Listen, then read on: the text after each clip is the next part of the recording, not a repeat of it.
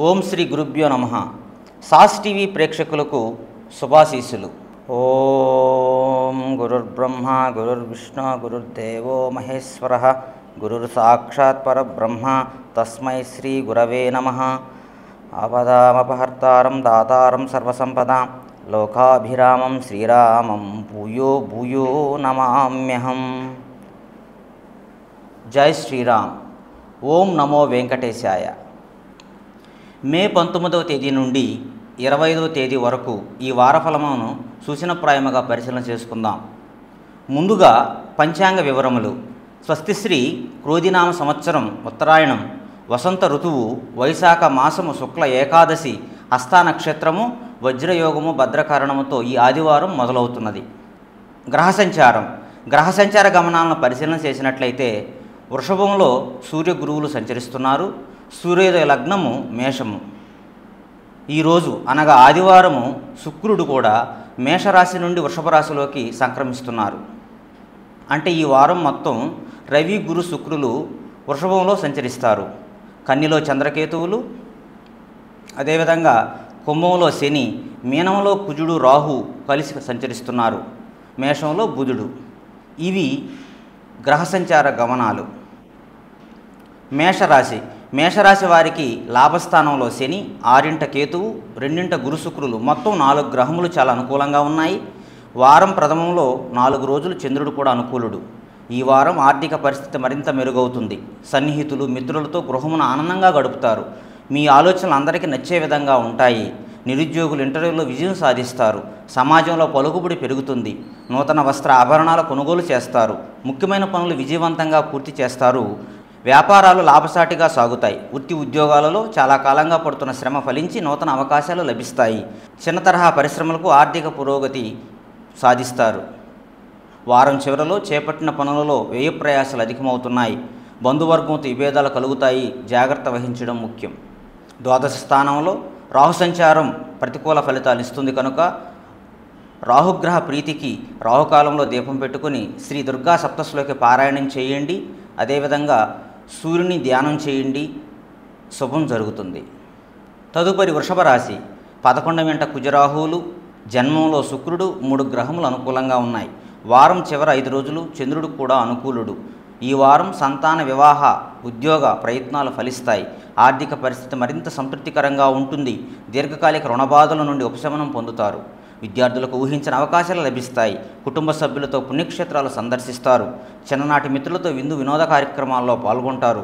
ఇంటా బయట సమస్యలు ఎదురైనా చాకచక్యంగా పరిష్కరించుకుంటారు. వ్యాపారాల విస్తరణలో అవాంతరాలు అధిగమిస్తారు. వృత్తి ఉద్యోగాల అధికారులతో సమస్యలు పరిష్కార దిశగా సాగుతాయి. కొన్ని రంగాల వారికి పదోన్నతులు పెరుగుతాయి. వారం మధ్యలో కొందరి ప్రవర్తన వల్ల మానసిక అశాంతి కలుగుతుంది. నూతన రుణ ప్రయత్నాలు చేస్తారు.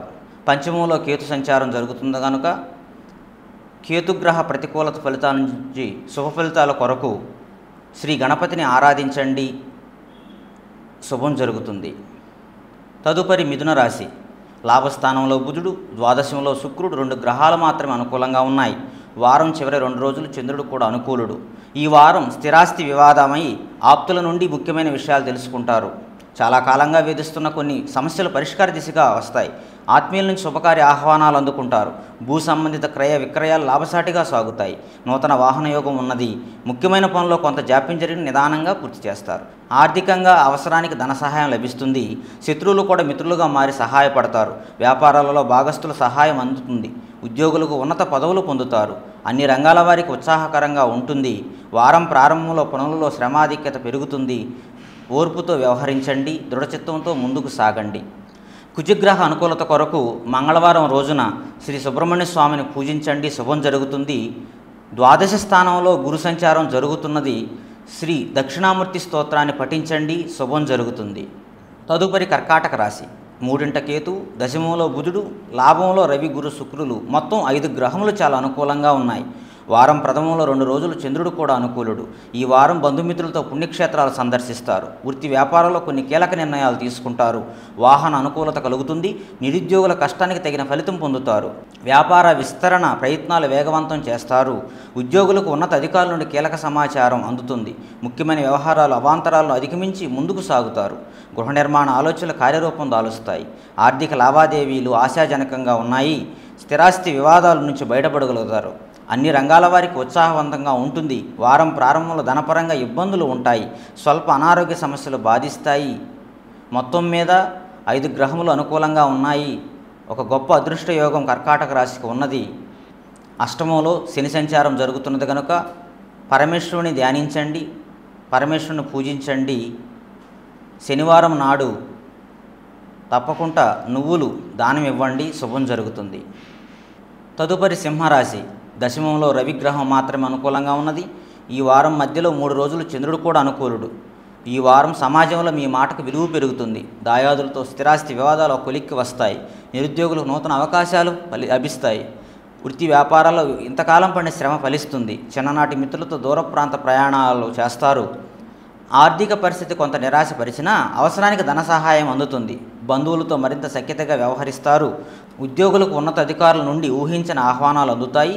కొన్ని రంగాల వారికి అరుదైన అవకాశాలు అందుతాయి. వారం మధ్యలో బంధువులతో మాట పట్టింపులు ఉంటాయి. స్వల్ప అనారోగ్య సమస్యలు బాధిస్తాయి. జాగ్రత్త వహించడం చాలా ముఖ్యం. సప్తమ స్థానంలో శని, దశమంలో గురువు సంచారం జరుగుతున్నది. ప్రతికూల ఫలితాలు ఇస్తున్నాయి. శనికి గురువుకి అధిష్టాన దేవత అయినటువంటి శ్రీ పరమేశ్వరుని ఆరాధించండి. సోమవారం నాడు శివుడికి అభిషేకం చేసుకోవడం ద్వారా శుభ ఫలితాలు కలుగుతాయి. తదుపరి కన్యారాశి. 6 శని, అష్టమంలో బుధుడు, భాగ్యంలో గురు శుక్రులు మొత్తం 4 గ్రహములు అనుకూలిస్తున్నాయి. వారం మొదట చివరి 2 రోజులు చంద్రుడు కూడా అనుకూలుడు. ఈ వారం పాత మిత్రులను కలుసుకుని ఉత్సాహంగా గడుపుతారు. స్థిరాస్తి కొనుగోలు ప్రయత్నాలలో అవాంతరాలు తొలగుతాయి. నిరుద్యోగులకు ఉద్యోగ అవకాశాలు లభిస్తాయి. కుటుంబ సభ్యులతో వివాహాది శుభకార్యాల్లో పాల్గొంటారు. వ్యాపారాలు లాభసాటిగా సాగుతాయి. దీర్ఘకాలిక సమస్యల నుంచి తెలివిగా బయటపడతారు. ఆర్థిక విషయాలు సంతృప్తి పరుస్తాయి. ధార్మిక సేవా కార్యక్రమాల్లో పాల్గొంటారు. ఉద్యోగాలు ఆశించిన మార్పులు ఉంటాయి. చిన్న తరహా పరిశ్రమలకు సకాలంలో పెట్టుబడులు అందుతాయి. వారం చివరిలో కొన్ని వ్యవహారాలలో వ్యయ ప్రయాసాలు అధికమవుతాయి. ధనపరంగా ఒత్తిడులు పెరుగుతాయి. ఓర్పుతో వ్యవహరించండి. రాహుకేతు గ్రహముల ప్రీతి కొరకు రాహుకేతు నవగ్రహ స్తోత్రాలను పఠించండి. శ్రీ దుర్గా సప్తశ్లోకిని పారాయణం చేయండి. శ్రీ గణపతిని పూజించండి, శుభం జరుగుతుంది. తదుపరి తులారాశి. 6 కుజుడు, రాహువు 2 గ్రహాలు మాత్రమే అనుకూలిస్తున్నాయి. వారం మధ్యలో 3 రోజులు చంద్రుడు కూడా అనుకూలుడు. ఈ వారం నూతన వాహన యోగం ఉన్నది. భూ సంబంధిత క్రయ విక్రయాలు లాభసాటిగా సాగుతాయి. చిన్ననాటి సంఘటనలు గుర్తు చేసుకుంటారు. నిరుద్యోగ ప్రయత్నాలు సానుకూలమవుతాయి. ప్రముఖులతో పరిచయాలు విస్తృతం అవుతాయి. ఆర్థిక ఇబ్బందుల నుండి కొంతవరకు బయటపడగలుగుతారు. కుటుంబ పెద్దల సహాయంతో దీర్ఘకాలిక సమస్యలు పరిష్కరించుకుంటారు. తెలివితేటలతో కొన్ని వ్యవహారాలు పూర్తి చేస్తారు. సోదరులతో ఉత్తర ప్రత్యుత్తరాలు కొనసాగిస్తారు. వ్యాపారాలు సజావుగా సాగి లాభాలు పొందుతారు. ఉద్యోగ వాతావరణం ప్రశాంతంగా ఉంటుంది. వారం చివరిలో పనుల్లో శ్రమాధిక్యత పెరుగుతుంది. కుటుంబ వాతావరణం కొంత గందరగోళంగా ఉంటుంది. ఓర్పుతో వ్యవహరించండి, శుభం జరుగుతుంది. అనుకూలమైన శుభఫలితాల కొరకు నవగ్రహ స్తోత్రం పఠించండి. ప్రతిరోజు సూర్య నమస్కారాలు చేయండి. మీకు ఎంతో బలాన్ని, మనశ్శాంతిని, శ్రేయస్సును ప్రసాదిస్తుంది. గోధుమలు దానం చేయండి. అష్టమంలో రవి, గురు, శుక్రుల సంచారం జరుగుతున్నది కనుక చాలా జాగ్రత్తగా ఉండవలెను. తదుపరి వృశ్చిక రాశి. 6 బుధుడు, 7 గురువు, లాభంలో కేతువు మొత్తం 3 గ్రహములు అనుకూలిస్తున్నాయి.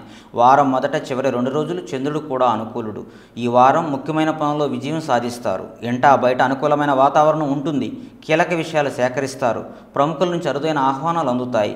క్రయ విక్రయ విషయాలు అనుకూలంగా సాగుతాయి. నూతన వాహన కొనుగోలు ప్రయత్నాలు ఫలిస్తాయి. చిన్ననాటి మిత్రులతో విందు వినోద కార్యక్రమాల్లో పాల్గొంటారు. చిన్న తరహా పరిశ్రమలకు నూతన అవకాశాలు లభిస్తాయి. వారం చివర కుటుంబ సభ్యులతో మాట పట్టింపులు, జ్వరాది అనారోగ్య సమస్యలు కొంత బాధిస్తాయి. జాగ్రత్తగా ఉండండి. గోచార రీత్యా మీరు అర్ధాష్టమ శని ఉన్నది. శివుణ్ణి పూజించండి, శుభం కలుగుతుంది. రాహుగ్రహ ప్రీతికి శ్రీ దుర్గా సప్తశ్లోకిని పారాయణం చేయండి. శ్రీ మహాలక్ష్మి ధ్యానం చేయడం శుభప్రదం. తదుపరి ధనుస్సు రాశి. 3 శని, 6 రవి 2 గ్రహములు మాత్రమే అనుకూలిస్తున్నాయి. వారం మొదట 5 రోజులు చంద్రుడు కూడా అనుకూలుడు. ఈ వారం కొత్త వ్యక్తుల పరిచయాలు సంతోషం కలిగిస్తాయి. చాలా కాలంగా పూర్తి కాని పనులు సైతం పూర్తి చేస్తారు. బంధుమిత్రులతో పుణ్యక్షేత్రాలు సందర్శిస్తారు. విలువైన వస్త్రాలు, ఆభరణాలు కొనుగోలు చేస్తారు. స్థిరాస్తి వివాదాల నుంచి బయటపడగలుగుతారు. ముఖ్యమైన వ్యవహారాల ఆలోచనలు కార్యరూపం దాలుస్తాయి. సోదరుల నుండి అరుదైన ఆహ్వానాలు అందుతాయి. నిరుద్యోగులకు నూతన అవకాశాలు లభిస్తాయి. వృత్తి వ్యాపారాలు లాభసాటిగా సాగుతాయి. ఉద్యోగాలలో అంచనాలు నిజమవుతాయి. అన్ని రంగాల వారికి పరిస్థితులు అనుకూలిస్తున్నాయి. వారం మధ్యలో ఆదాయానికి మించిన ఖర్చులుంటాయి. మానసిక ఆందోళనలు బాధిస్తాయి. జాగ్రత్త వహించడం ముఖ్యం. ఆరింట గురువు ప్రతికూల ఫలితాలను ఇస్తున్నారు. శ్రీ దక్షిణామూర్తిని ఆరాధించడం ద్వారా, శ్రీ దక్షిణామూర్తి స్తోత్రం పారాయణం చేయడం ద్వారా, అదేవిధంగా రావి చెట్టు ప్రదక్షిణ చేయడం ద్వారా చాలా శుభం జరుగుతుంది.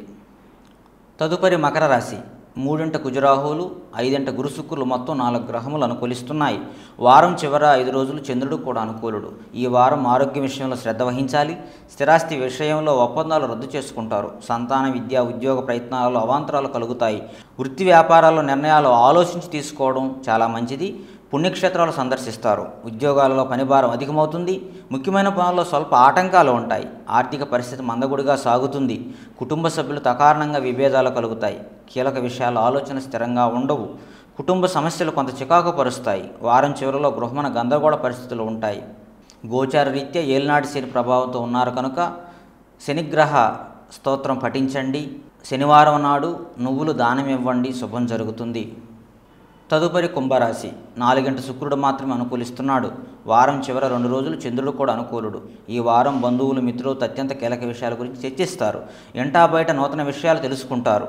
విద్యార్థుల ప్రతిభ వెలుగులోకి వస్తుంది.